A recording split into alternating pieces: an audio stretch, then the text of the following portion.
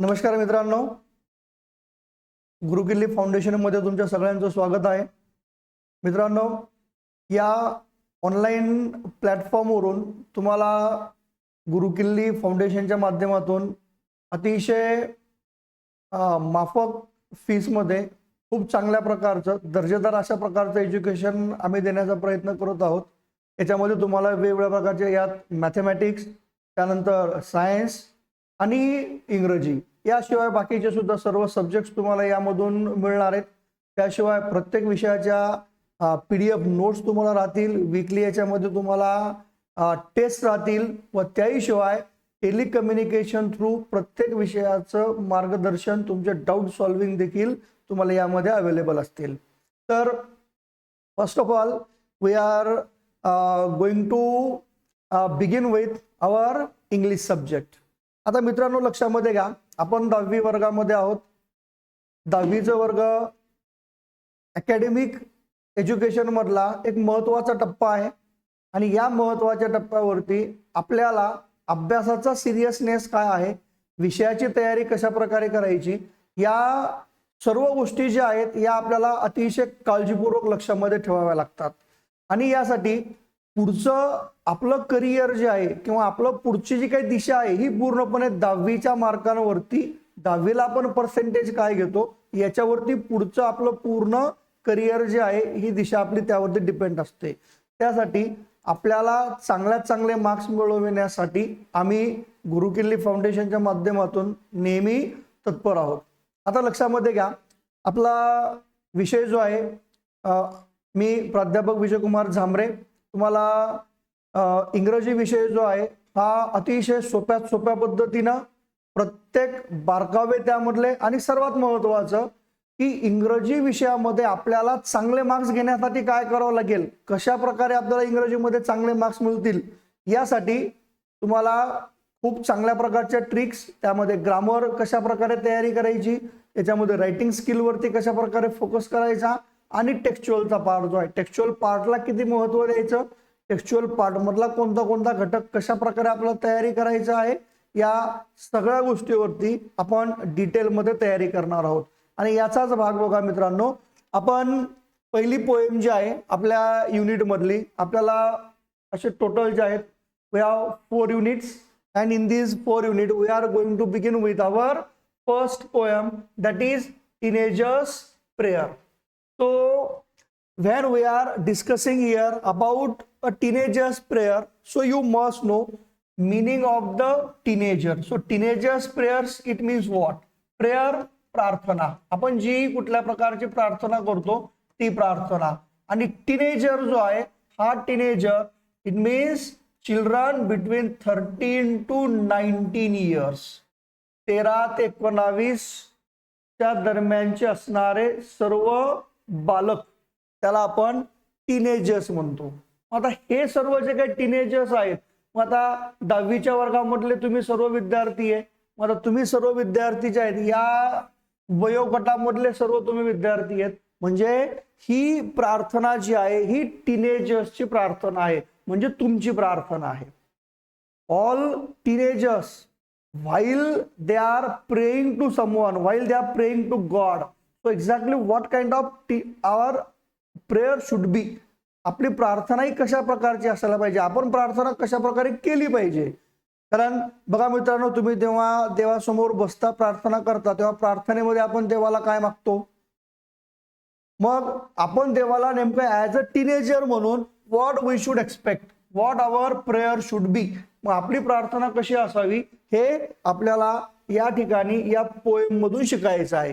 मग आता बघा, या पोएम मधून आपल्याला शिकायचं, त्यासाठी अगोदर थोडासा आपण हा चिटचॅट सेक्शन जो आहे, या चिटचॅट सेक्शन बघूया काय दिलेलं. तर चिटचॅट मध्ये form group of 5 to 6 and discuss, give a rating 1 to 5. आता याच्यामध्ये क्लासमध्ये तुम्हाला ही जनरल ऍक्टिव्हिटी दिलेली आहे, आणि या जनरल ऍक्टिव्हिटी मध्ये आपल्याला असं इंडिकेट केलेलं आहे की वेगवेगळ्या प्रकारचे ग्रुप्स बनवायचे आणि त्यामध्ये आपल्याला रेटिंग द्यायचं 1 to 5 each of the following. मग आता यामध्ये तुम्ही 1 to 5 कशा प्रकारचं रेटिंग द्याल, हाऊ मेनी पॉइंट्स आर 1 2 3 4 5 आणि 6. आता याच्यामध्ये तुम्ही रेटिंग कशा प्रकारे देणार आहे बघा. when you have to take an important decision, what do you generally do? As a teenager, can we take a decision of our own? एक टीनेजर म्हणून आपण आपलं डिसिजन आपण स्वतः घेऊ शकतो का? नाही घेऊ शकत. We have to discuss our friends, we have to discuss our teachers, also we have to discuss our parents. मग इथे आपल्याला ऍक्टिव्हिटी या प्रकारे दिली, when you have to take an important decision what we generally do. आपण generally काय करतो बघा, काही पॉइंट्स आहेत. मग यापैकी तुम्ही नेमकं काय करणार, त्याला टिकमार्क करायचं किंवा त्याला 1 to 5 पर्यंत रेटिंग द्यायचं. 1 to 5 म्हणजे लक्षामध्ये घ्या, 1 to 5 हे नंबर्स आहेत. जसं आपल्याला गिव्ह स्टार्स म्हणतो ना आपण, 1 star, 2 star, 5 star. 5 star maximum आणि 1 स्टार म्हणजे फार कमी प्रमाण असणे. मग हे तसं रेटिंग 1 to 5. मग आता प्रत्येकाचं आपापलं ओपिनियन असेल, प्रत्येक जण काय करतो हे त्या विद्यार्थ्यावरती डिपेंड आहे. बघा, पहिलं दिलं consult our parents or elders. While you are giving ratings, it depends on you. आता प्रत्येकाचं रेटिंग याच्यामध्ये वेगवेगळं येईल, प्रत्येकाचं रेटिंग वेगळं असू शकतं, कारण प्रत्येकाचं ओपिनियन वेगळं आहे. आता जर मला काही डिसिजन इम्पॉर्टंट घ्यायचं असेल तर मी काय करेल, मग त्या प्रकारे तुम्ही स्वतःला क्वेश्चन विचारायचा की तुम्हाला जर एखादं इम्पॉर्टंट डिसिजन घ्यायचं असेल तर मग तुम्ही काय कराल. पहिला आहे कन्सल्ट पॅरेंट्स ऑर एल्डर्स. मग तुम्ही तुमच्या पॅरेंट्सशी कन्सल्ट करणार की तुमच्या एल्डरशी तुम्ही कन्सल्ट करणार. मग काय तुम्ही याला रेटिंग देणार, 1 2 3 4 5 हे डिपेंड आहे तुमच्यावरती, काय रेटिंग द्यायचं ते द्या. त्यानंतर आहे contact friends for advice. There are many things that we can't discuss with our parents. आणि हेच वय असतं की या वयामध्ये बऱ्याचशा गोष्टी आपण आपल्या आई वडिलांपासून लपवतो किंवा आपण त्यांच्याशी डिस्कस करत नाही. मग आपल्याला जर काही इम्पॉर्टंट डिसिजन घ्यायचं असेल तर definitely in most of the things we discuss with our friends. So as per the students their ratings will be different, 3 4 5 whatever तुम्हाला जे वाटेल ते या ठिकाणी रेटिंग्स द्या. त्यानंतर बघा प्रे टू गॉड फॉर गायडन्स. मग एखादा डिसिजन आपल्याला घ्यायचे तर आपण देवाला प्रार्थनाही करतो. मग देवाला प्रार्थना करणे, मग तुम्ही कराल का. थिंक डीपली इन सायलेन्स, हा सुद्धा एक महत्वाचा पार्ट आहे, कारण शांतपणे विचार केल्याशिवाय आपल्याला नेमकं डिसिजन काय घ्यायचंय कळणार आहे का, त्यासाठी आपल्याला विचारही करावा लागेल. त्यानंतर ask your teacher for help. आणि लास्ट आहे toss a coin to decide. आता may be very less rating will be for the last point. Some will go for an important decision to teachers, some will think deeply. Most of the rating will give to parents, your teachers and God or friends. या 3 किंवा 4 point साठीचं rating जे आहे ते जास्त येईल. आता ही थोडी activity, general activity दिलेली आहे, प्रत्येकाने याच्यावरती विचार करा आणि कशा प्रकारे तुम्हाला रेटिंग काय देता येईल आता ते बघा. हे पहा, टीनेजर्स प्रेयर आहे. आता टीनेजर्स आहे, here one picture of a girl is given and this girl is a teenager. She is a teenager and this teenager is praying to God. The teenager देवाला प्रार्थना करतीये आणि देवाला प्रार्थना करतीये म्हणजे लक्षात घ्या तुम्ही देखील सर्वजण टीनेजर्स आहात. तर ॲज अ टीनेजर म्हणून मग तुम्ही देवाला काय प्रार्थना करणार, ही प्रार्थना म्हणजे तुमची प्रार्थना आहे, टीनेजर्सची ही प्रेयर आहे. मग या टीनेजर्सच्या प्रेयर मध्ये आता काय दिलं हे लक्षामध्ये घ्यायचं आणि तुम्ही थ्रू आउट लाईफ आपली प्रार्थना आहे, टीनेजर्सची प्रार्थना आहे. मग टीनेजर्स कशा प्रकारे प्रे करणार देवाकडे, मग आपण देवाकडे काय मागणार हे या पोएम मध्ये दिलेलं आहे. मग पास होऊ दे किंवा मला पास कर असं नाही. तर मग आता नेमकं प्रार्थना कशा प्रकारची आहे बघा. काय, एक टीनेजर तुमच्यासारखाच एक टीनेजर आहे आणि हा टीनेजर देवाला प्रार्थना करतोय. काय म्हणतोय, each day brings new beginning, decisions I must make. आता बघा अतिशय इम्पॉर्टंट लाईन आहे पहिली. आपण बऱ्याच वेळेस आपल्या लाईफमध्ये दररोज आपण वेगवेगळ्या प्रकारचे डिसिजन्स घेत असतो.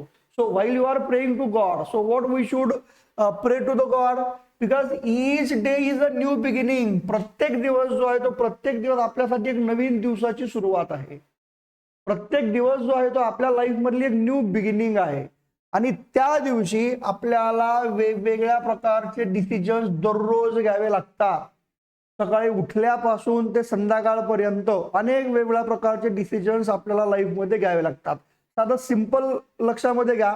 Suppose this is the beginning of your school and if it is raining at the time of going to your school, so that time also you have to take a decision, should I go or no. आपण बऱ्याचदा double minded असतो, dilemma मध्ये असतो की आपण स्कूलमध्ये आता जावं की नाही जावं, एखादी गोष्ट आपण करायची का नाही करायची, किंवा आपल्याला ही गोष्ट आवडते किंवा नाही आवडते. मग अनेक वेगवेगळ्या गोष्टींमध्ये आपण कन्फ्युज असतो, आपण वेगवेगळ्या गोष्टींमध्ये आपण अटकलेले असतो. मग लक्षामध्ये घ्यायचं त्यासाठी आपण देवाला प्रार्थना करतोय की God, every day is a new beginning for me, so I have to take various decisions. दररोज मला वेगवेगळ्या प्रकारचे डिसिजन्स हे घ्यावे लागणार आहेत. दररोज मला वेगवेगळे डिसिजन्स हे घ्यायचे आहेत. So I am the only one to choose the road that I will take. जो मार्ग आपण स्वीकारणार आहोत, ज्या मार्गाने आपण दररोज जाणार आहोत, किंवा जो आपल्या लाईफ मधला मार्ग आहे तो मार्ग आपल्याला स्वीकारायचा आहे, तो मार्ग आपल्यासाठीचा असणार आहे. आणि त्या मार्गावरती आपल्याला चालायचंय. आता मार्गावरती चालायचं म्हणजे ऍक्च्युअल असा रोड नाही हा आपण ज्याच्यावरती चालायलो होतो. तर मिनिंग या प्रकारचा असा या ठिकाणचा, whatever decisions that I have to take every day, I am the only one to choose that way. कारण मीच आहे शेवटी जे डिसिजन घेतलेलं आहे त्या डिसिजनला शेवटपर्यंत नेणारा हा मीच आहे. After all I am responsible for each and everything what is happening in my life. जे आपल्या लाईफमध्ये घडणार आहे त्या प्रत्येक गोष्टीसाठी रिस्पॉन्सिबल कोणी दुसरा असणार आहे का? आपण जे डिसिजन घेणार आहोत त्या डिसिजनला शेवटपर्यंत न्यायचं किंवा नाही न्यायचं हे आपल्यावरती डिपेंड आहे. किंवा त्या डिसिजनला तडीच नेणे, ते काम शेवटापर्यंत नेणे हे पूर्णपणे आपल्यावरती डिपेंड असतं. या मिनिंगचा फर्स्ट स्टँजा झाला. यानंतर बघा सेकंड स्टँजामध्ये काय सांगतो. हा लिटल पोएट म्हणजे तुमच्यासारखाच एक टीनेजर जो आहे हा प्रे करतोय आणि काय म्हणतो परत, I can choose to take the road of life that leads to great success. Whatever we are doing our day to day life, what we are make the various efforts, जे आपण वेगवेगळ्या प्रकारचे एफर्ट्स आपण घेणार आहोत. एकदा आपण decision घेतलं की ते डिसिजन आपल्याला पूर्ण करण्यासाठी आपल्याला एफर्ट्स घ्यावे लागणार आहेत आणि ते एफर्ट्स आपल्याला कुठे घेऊन जाणार आहेत, टू ग्रेट सक्सेस, एका मोठ्या यशापर्यंत घेऊन जाणार आहेत. जर आपण एफर्ट्स नाही घेतले, आपण त्या मार्गाने जर नाही गेलो तर आपल्याला त्या ठिकाणी सक्सेस मिळणार नाही. ते आपले एफर्ट्सच आपल्याला त्या यशापर्यंत घेऊन जातील. Or travel down to darkened road, हे लक्षात घ्या, that leads to great distress, म्हणजे success or distress. Whatever we are doing, either it will give us a success or distress. म्हणजे आपण जे करायलोय हे करत असताना एकतर आपल्याला यश मिळेल किंवा आपल्याला त्याच्यामधून अपयशही मिळेल. आणि जर आपल्याला अपयश मिळालं तर will travel down to the darken road, म्हणजे आपण एका खूप मोठ्या अपयशाकडे तरी जाऊया किंवा आपण मोठ्या यशाकडे तरी जाऊ. आणि हे यश किंवा अपयश हे कशामुळे मिळणार आहे, the road that will travel, whatever decision you have taken and whatever traveling you are doing every day. आता ट्रॅव्हलिंगचा meaning, what kind of efforts you are taking. तुम्ही जे एफर्ट्स घेताय, तुम्ही जे दररोज हार्डवर्क करताय, हे हार्डवर्क हे एफर्ट्सच तुम्हाला कुठे घेऊन जाणार आहेत, यशाकडे नेणार आहेत. आणि त्या मार्गावरती तुम्ही जर प्रॉपरली नियोजनाने व्यवस्थितपणे काम नाही केलं, जर तुम्हाला चांगल्या प्रकारे त्या ठिकाणी मेहनत घेता जर नाही आली तर त्याच ठिकाणी तुम्हाला मोठं अपयश देखील भेटणार आहे. म्हणजे हा लिटिल पोएट देवाला प्रार्थना करतोय की जो मार्ग मी स्वीकारणार आहे तो मार्ग एकतर मला यशाकडे घेऊन जाईल किंवा अपयशाकडे घेऊन जाईल. It means I am totally responsible for what I am doing. I am the only one who is responsible for these all the things.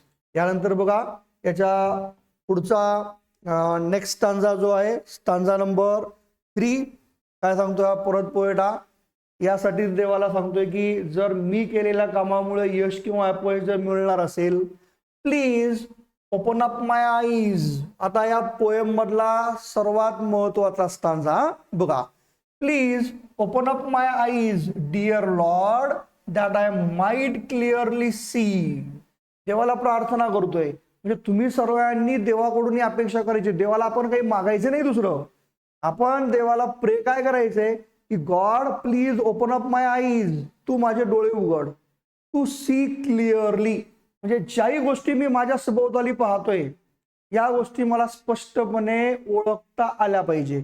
आता टू सी क्लिअरली म्हणजे आपण आज काही क्लिअरली बघू शकत नाही का. याचा meaning to see clearly it means to know well. जे आपल्या सभोवताली घडतंय जे आपल्या आजूबाजूला आहे ते कशा प्रकारे किंवा ते नेमकं काय आहे हे आपल्याला ओळखता आलं पाहिजे. आणि हे ओळखण्यासाठी तू माझे डोळे उघड आणि मला मदत कर. Help me stand for what is right that bring out the best in me. हे लक्षामध्ये घ्या. God please help me to bring everything what is right. जे योग्य आहे त्या योग्य गोष्टी माझ्याकडून घडू दे किंवा त्या योग्य गोष्टी माझ्याकडून व्हाव्या यासाठी तू मला नेहमी साथ दे. प्लीज स्टँड फॉर म्हणजे माझ्या बाजूने उभं राहा. कशासाठी व्हॉट इज राईट. कारण बऱ्याचदा आपल्याला काय योग्य आहे काय अयोग्य आहे समजतं. काय योग्य आहे ते आपल्याला कळतं पण मात्र आपण अनफॉर्च्युनेटली ज्या योग्य गोष्टी आहेत त्या बऱ्याचदा करू शकत नाही. आणि त्यासाठी हा जो टीनेजर जो आहे देवाला प्रार्थना करतोय की चांगल्या गोष्टी काय आहेत त्या मला कळल्या पाहिजे. म्हणून तुम्ही बघा आपल्याला बऱ्याचदा दुसऱ्यांना नाही पण आपल्याला म्हणता आलं पाहिजे. दुसऱ्यांना बऱ्याच गोष्टी करत असताना आपल्याला त्या सर्व गोष्टींमध्ये काय चांगलं किंवा वाईट आहे ते शोधता आलं पाहिजे. And bring out the best in me. प्रत्येक गोष्टीमधलं बेस्ट जे आहे हे प्रत्येक गोष्टीमधलं बेस्ट माझ्याकडून घडू दे. What I am doing suppose I am studying so just bring the best in me. आपण 10th मध्ये स्टडी करायला लागलोय मग आपल्याकडून बेस्ट ऑफ बेस्ट जे घडेल आपल्याकडून बेस्ट ऑफ बेस्ट जे आपल्याला करता येईल हे आपल्याकडून घडलं पाहिजे. तर आपण देवाला प्रार्थना करतोय मग मला एवढेच पर्सेंटेज दे चांगल्या मार्काने पास कर असं नाही बघत आहे आपण देवाला. या ठिकाणी प्रेम मध्ये काय सांगतोय जे राईट आहे त्या राईट गोष्टींच्या बाजूने मला नेहमी साथ दे आणि माझ्याकडून सर्वोत्तम जे आहे जेही मी करतोय ते बेस्ट माझ्याकडून घडू दे. त्याच्यानंतर बघा नेक्स्ट पुढचा stanza. Help lord to just say no. आत्ता जे मी तुम्हाला सांगितलं help lord to just say no when temptation comes my way. Temptation म्हणजे काय आपल्या मनामध्ये बऱ्याचदा वेगवेगळ्या गोष्टींबद्दल ग्रीड निर्माण होते. लोभ निर्माण होतो. आपल्या मनामध्ये बऱ्याचदा वेगवेगळ्या प्रकारची काहीतरी हाव असते. तर आपल्याकडून बऱ्याचशा चुकीच्या गोष्टी कशामुळे घडतात आपण नाही म्हणू शकत नाही. आपल्याला कोणीतरी आपल्या बेस्ट फ्रेंडने आपल्याला म्हणाला म्हणून आपण त्याला साथ दिली. बऱ्याचदा ऍडिक्शन लागलेलं असतं. पुढे हे सांगतोय बघा that I might keep my body clean and fit for each day. म्हणजे आपली बॉडी अतिशय क्लीन आणि फिट. कारण ऍज अ टीनेजर म्हणून तुम्ही जर फिट राहिले बऱ्याचदा बघा लाईफमध्ये लागणारे सर्व प्रकारचे ऍडिक्शन जे असतात हे ऍडिक्शन कुठे रे याच वयामध्ये ऍडिक्शन लागतात. अनेक युवक जे आहेत हे मोठ्या प्रमाणावरती वेगवेगळ्या व्यसनांना बळी याच एजमध्ये पडतात. बरं या एजमध्ये पडतात हे कशामुळे फक्त आपण दुसऱ्याला नाही म्हणू शकलो नाही म्हणून. आपल्याला कोणीतरी इन्सिस्ट करतं आपल्याला कोणीतरी करायला लावतं आपण त्याला बळी पडतो आणि त्या ठिकाणी आपल्याकडून बऱ्याचदा चुकीचे कृत्य हे घडून जातात. मग असं होऊ नयेत. आपली बॉडी क्लीन आणि फिट राहण्यासाठी for our future life that is why we should pray to God please help me to just say no when temptation comes my way. If I have to keep my body clean and fit, if someone insists me for a wrong deed, so when temptation comes, I must say no. जेव्हा लोभ आपल्या मनामध्ये, लालसा आपल्या मनामध्ये निर्माण होते, तेव्हा चुकीच्या गोष्टी घडतात, तेव्हा प्लीज तू मला नाही म्हणण्याची ताकद दे. मला त्या ठिकाणी नाही म्हणता आलं पाहिजे. म्हणून लक्षात ठेवा, या पोएम मधला सर्वात इम्पॉर्टंट पार्ट जर कुठला असेल ना, तर तो हा आहे. We should say no to the bad or wrong things. या चुकीच्या किंवा वाईट गोष्टी आहेत, या चुकीच्या किंवा वाईट गोष्टींना आपल्याला नाही म्हणता आलं पाहिजे. आणि हे आपल्याला नाही का बरोबर म्हणायचंय? Because we have to keep fit our selves, our body clean for our future. म्हणजे आपल्या फ्युचरसाठी आपल्याला आपली बॉडी क्लीन, आपलं कॅरेक्टर क्लीन ठेवायचंय, बॉडी फिट ठेवायची आहे. आणि ही बॉडी क्लीन आपली केव्हा राहील? ज्या वेळेस आपण दुसऱ्यांना नाही म्हणू, त्याच वेळेस राहील. म्हणून हा पोएट जो आहे किंवा आपली प्रे आहे, या प्रेमध्ये आपण देवाला ही प्रार्थना करतोय की please you give me that power to say no. त्यानंतर बघा यामधला last stanza, when my teenage years are over. आता आपले टीनेज इयर्स आहेत, आपण आता सध्या 13 to 19 मध्ये आहोत. मग 13 to 19 मध्ये का पूर्ण लाईफ मध्ये आपण याच एज मध्ये राहणार आहेत का? नाही. Our all these years will be end. आपले हे टीनेज इयर्स जे आहेत, हे आपले टीनेज इयर्स कधी ना कधीतरी हे पूर्ण संपणार आहेत. आणि ज्यावेळेस आपले टीनेज इयर्स पूर्णपणे संपणार आहेत, I know that I will see that life is lived its a very best with walking next to me. म्हणजे आपल्याला नेहमी फील झालं पाहिजे की God that you were always with me and that is why I have lived my life with its a very best. आपण आपलं जीवन जे आहे अतिशय चांगल्या प्रकारे जगण्याचा प्रयत्न केलाय. आपण अतिशय चांगल्या प्रकारे जगलोय किंवा आपण आपलं लाईफ जे आहे खूप चांगल्या प्रकारे घडवण्याचा प्रयत्न केलाय. आणि हे सर्व कशामुळे झालंय? Only that you were walking next to me. कारण तू माझ्या सोबत होतास, तू माझ्या पाठीमागे नेहमी होतास.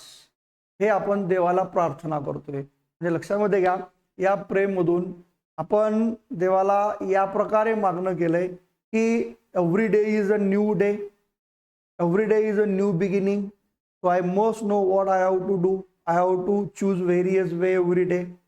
दुसरा महत्वाचा part, if I have to keep my body clean and fit for my future life, so please you give me that power that I must say no. मला त्या ठिकाणी नाही म्हणता आलं पाहिजे. हे दोन जे आहेत हे या पोएम मधले अतिशय महत्वाचे पॉइंट्स किंवा महत्वाचे यामधला जो पार्ट आहे. आता लक्षामध्ये घ्या, आपण जेव्हा पोएम पूर्ण लर्न करतो, त्या पोएम मध्ये आपल्याला एक्झाम मध्ये येणारा जो पार्ट असतो, कारण पोएम मधला मिनिंग वगैरे काय जो आहे तो आपण लक्षामध्ये घेणारच आहे. आता पोएम आपल्याला लर्न करायची. पोएम मध्ये आपल्याला question number 1, activity 1, activity 2, activity number 3 या प्रकारचे 3 क्वेश्चन्स असतात. यामध्ये हा 2 मार्क्स आणि हा 1 मार्क, म्हणजे टोटल 5 मार्क्स साठी आपल्याला दिली जाणार पोएम. आणि एक महत्वाचा क्वेश्चन त्याच्यानंतरचा दुसरा, तो म्हणजे प्रत्येक पोएमवरचं एप्रिसिएशन. हे एप्रिसिएशन जे आहे हे आहे 5 मार्क्सचं. म्हणजे 5 मार्क्सचा स्टांजा आणि 5 मार्क्स फॉर एप्रिसिएशन. या पोएमवरती once we got the meaning, once we got all the idea about the poem, now we have to move towards all these activities whatever are given here, and most important question that is for 5 marks, it is appreciation. आता या पोएमवरच्या कुठल्या activities आहेत किंवा काय दिलेलं आहे, आता आपण एक एक पार्ट यामधला पूर्ण क्लिअर करूया. बघा मित्रांनो, आता यामधलं या पुढचा नेक्स्ट पार्ट जो आहे त्या ऍक्टिव्हिटीवरचा. तर नेक्स्ट ऍक्टिव्हिटी आपण यामधली घेऊ.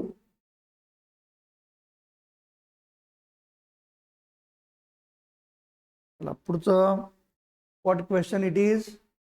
What is the age group of the speaker in the poem? Definitely, as the title of the poem is given. So, what is the age group? The age group of their speaker is, काय age group आहे या स्पीकरचं? Teenager आहे. म्हणजे teenager आहे म्हणजे कोण असणार आहे? हा 13 to 19. It is a teenager. मग age group of the poet is teenager. त्यानंतर सेकंड क्वेश्चन बघा. What decisions does the speaker have to take? स्पीकरला कुठले डिसिजन्स हे घ्यावे लागणार आहे? या ठिकाणी फर्स्ट स्टंजामध्ये दिलेलं आहे. What decisions we have to take? Every day I have to take various decisions. So whatever decisions we have taken, जे आपण वेगवेगळ्या प्रकारचे डिसिजन्स यामधले घेतलेले आहेत, त्या सर्व डिसिजन्सला आपण कशा प्रकारे फेस करतोय किंवा आपण एव्हरी डे काय करतोय, that we have to take the decisions. त्यानंतर बघा नेक्स्ट क्वेश्चन आहे. What does each new day fetch? So what does each new day fetch? It brings a new beginning. It brings new beginning. प्रत्येक दिवस जो आहे तो आपल्यासाठी काय आणतो? हा एक न्यू बिगिनिंग, नवीन प्रकारची सुरुवात आणत असतो. बाकी हे वर्ड्स दिलेले. डार्कन, डार्कनचा मिनिंग जो आहे तो या ठिकाणचा रिफ्यूज टू इव्हिल. नंतर डिस्ट्रेस, डिस्ट्रेसचा ग्रेट वरी अँड स्ट्रेन, मोठ्या प्रमाणावरती आपल्याला त्या ठिकाणी कुठल्या प्रकारची काळजी वाटणे. यानंतर बघा त्याच्या पुढचा जो आहे मिनिंग्स दिलेले. आता बघा हा choose the correct alternative and complete the given sentences. आता यावरचे आपल्याला अल्टरनेटिव्ह आणि सेंटेन्सेस कंप्लीट करायचे. According to the poet dash are brought by each new day. What are brought? New beginning. त्यानंतर we must decide to take the road which leads to, काय येईल बरं याच्यामध्ये? ग्रेट डिस्ट्रेस का success? we must decide to take the road which leads to great success. आणि आपण जो road स्वीकारणार आहोत त्याच्यामधून आपल्याला काय मिळेल? Great success. Next, the poet prays to lord to help him stands for what is. So what is right. आणि नंतर बघा लास्ट यामधला, the poet wants to see that his teenage years have been the dash years of his life. काय answer आहे बघा last स्टंजामध्ये दिलेलं आहे. त्याचं कुठलं येणार आहे? that we have lived our life its best. या प्रकारचे क्वेश्चन्स हे लक्षात ठेवा. आणि हे क्वेश्चन जे आहेत सर्व विचारले जातात ऍक्टिव्हिटी नंबर 1 2 मार्क्ससाठी. या प्रकारे तुम्हाला 4 क्वेश्चन दिले जातील. हाफ मार्क्ससाठी, हा 2 मार्क्ससाठीचा क्वेश्चन. त्याच्यानंतर नेक्स्ट पुढचे बघा क्वेश्चन कुठले आहे तर आता find and write the pairs of rhyming words from the poem. आता यामधले रायमिंग वर्ड्स आणि त्याच्यानंतर राईम स्कीम. आता हा अतिशय महत्वाचा क्वेश्चन आहे. हा राईम वर्ड्स आणि स्कीम. थोडंसं मी पोएमकडे येतो म्हणजे आपल्याला राईम वर्ड्स आणि राईम स्कीम काय आहे आता ही लक्षामध्ये येईल. हा पहिला स्टांजा पहा. आता जेव्हा आपल्याला राईम वर्ड्स लिहायचे लक्षात घ्यायचा. आता हा वर्ड जो आहे तो या ठिकाणचा हा वर्ड कुठला आहे? बिगिनिंग. आता बिगिनिंग जो आहे या बिगिनिंगला साऊंड करणारा दुसरा वर्ड आहे कुठला? नाही. आता बिगिनिंग जे आहे इथं दिलं बिगिनिंग, मेक, चूज, टेक. आता make and take they sound same. आता यांचा उच्चार राईम्स आहे. मग हे 2 राईम झाले. आता पहिल्या स्टांजामधले राईम्स कुठले येणार? या ठिकाणी येणार मेक आणि टेक. मध्ये हायफन द्यायचा आणि पहिली पेअर लिहायची मेक टेक. आता हे झालं पहिल्या स्टांजा मधला रायमिंग वर्ड. आता राईम स्कीम काय बघा. राईम स्कीम लिहिताना बऱ्याच मुलांना या ठिकाणी कन्फ्यूज होतं. अतिशय सोपा आहे. एक तुम्हाला बेस्ट ट्रिक सांगतो आता कसं लिहायचं. तर बघा, नेहमी पहिल्या लाईनला जे आहे ते ए घ्यायचा. जर दुसऱ्या लाईन मधला वर्ड याचा राईम असेल तर याला ए घ्या, वेगळा असेल तर बी घ्या. आता हे मेक बिगिनिंग प्रमाणे आहे का? नाहीये, वेगळं आहे. मग याला काय घ्यावं लागेल? बी. याच्यानंतरचा बघा थर्ड चूज. चूज ह्या वरच्या दोन पैकी कुणाचा आहे का? नाहीये. जर यासारखा असता तर ए घेतला असता, यासारखा असेल तर बी घेतला असता. या दोघांसारखा पण नाहीये, वेगळाच आहे. मग याला काय घ्यायचं? सी. त्याच्यानंतर third stanza sorry fourth line. Fourth line मध्ये काय? टेक. आता या टेक या वरच्या तीन पैकी कुणासारखं आहे बघा? मेक सारखं. मेकला काय घेतलंय? बी. म्हणजे इथे काय घ्यावं लागेल? बी. मग फर्स्ट स्टांजाचं जे राईम स्कीम आहे, राईम स्कीम काय येणार? ए B C B. A B C B हे झालं राईम स्कीम.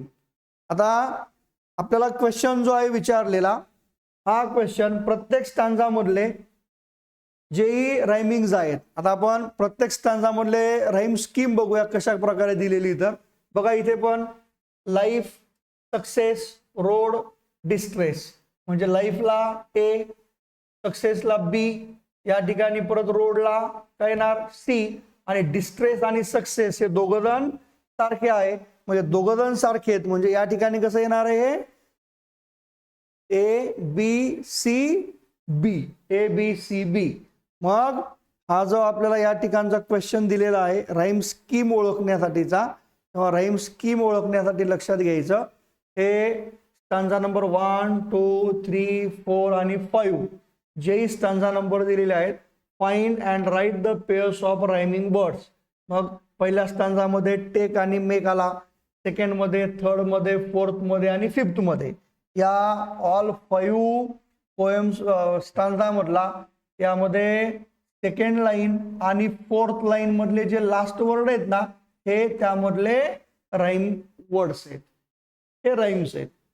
आणि यामधलं मग राईम स्कीम जे मी तुम्हाला सुरुवातीला सांगितलं, ए बी सी बी. हे बघा, A B C B. What is the rhyme scheme of the poem? Choose the correct one from the following option. So what is the rhyme scheme of the poem? That is A B C B. आणि एक लक्षात ठेवा, rhyme scheme हे 1 मार्क्ससाठी आहे.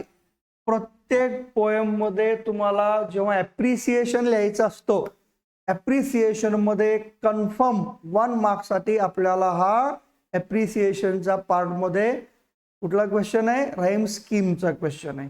त्यासाठी rhyme scheme कशा प्रकारे आहे ते प्रॉपरली लक्षामध्ये ठेवा. त्यामध्ये कशा प्रकारे आपल्याला क्वेश्चन सॉल्व करायचे आहे हे व्यवस्थितपणे पूर्ण पार्ट हा आपल्याला आला पाहिजे. ठीक आहे. आता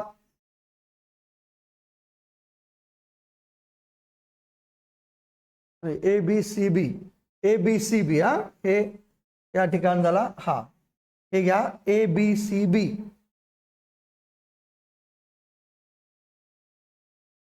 तर हे नाही, हा ऑप्शन नाही. ए बी सी बी आहे. ए बी सी आणि बी. ए बी सी बी हे करेक्शन करून घ्या. चुकून या ठिकाणी ए बी सी डी ला टिक झालं. ए बी सी बी हा जो आहे हा करेक्ट ऑप्शन करून घ्या. तेव्हा त्या पोएम मधले हे सर्व राईम वर्ड्स आणि राईम स्कीम. राईम वर्ड हे तुम्हाला सांगतो, राईम वर्ड कुठे विचारला जातो बघा. राईम वर्ड जो आहे तो पोएम मधला क्वेश्चन 3. क्वेश्चन 3 जो आहे हा it depends on poetic device. या पोएटिक डिव्हाइस मध्ये विचारलं जातं हे रायमिंग वर्ड्स जे आहेत ते रायमिंग वर्ड्स लिहा. मग लक्षात ठेवा, एकदम सोपा क्वेश्चन आहे. आणि यासाठी हा 1 मार्क आणि या राईम स्कीम साठी हे ॲप्रिसिएशन मध्ये येतं हा 1 मार्क. म्हणजे 2 मार्क तर तुम्हाला पोएम वरती अगदी इझिली घेता आले पाहिजे. याच्यावरती काही अवघड नाहीये, एकदम इझी पार्ट आहे. हा आपल्याला सहजपणे जमतो. ठीक आहे. तर या ठिकाणी आपलं लेक्चर हे थांबूयात. यानंतर पुढचा जो आहे याच्याशी रिलेटेड वाला पुढच्या ॲक्टिव्हिटीज आणि पुढचा पार्ट जो आहे यानंतरच्या आपल्या पुढच्या लेक्चरमध्ये कंटिन्यू राहील. आपलं व्हिडिओमध्ये तुम्हाला सिक्वेन्समध्ये लेक्चर 2 दिसेल, त्याच्यावरती हा आपला पुढचा पार्ट जो आहे तुम्हाला कंटिन्यूमध्ये मिळून जाईल. ओके, चलो, थँक्यू.